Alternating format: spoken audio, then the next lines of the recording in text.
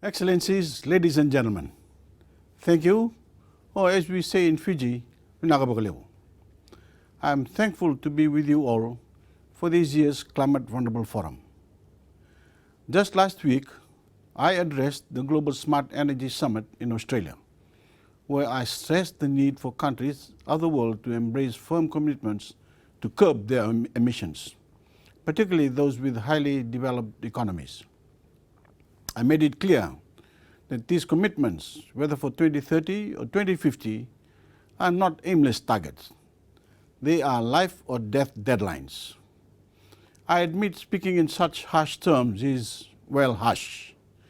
But for leaders of vulnerable countries, you know more than anyone that the reality we live with day in and day out is much, much harsher. It's our job to speak out.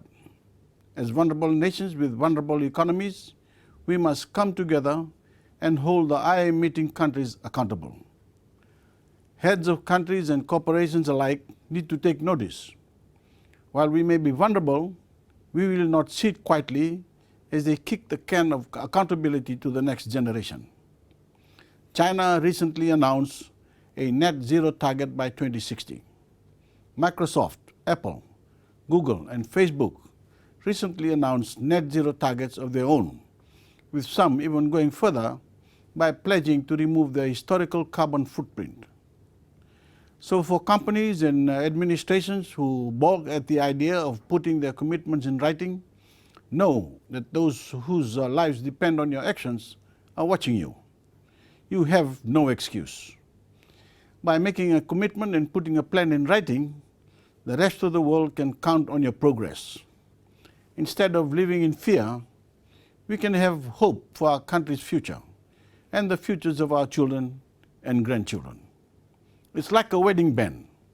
It is a reminder your life is part of something bigger than yourself. So this is the message we must take to the high-emitting countries. Commit, commit, commit.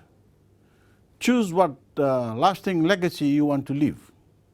The damage that you've done to the planet or the commitments that will help it heal. Thank you.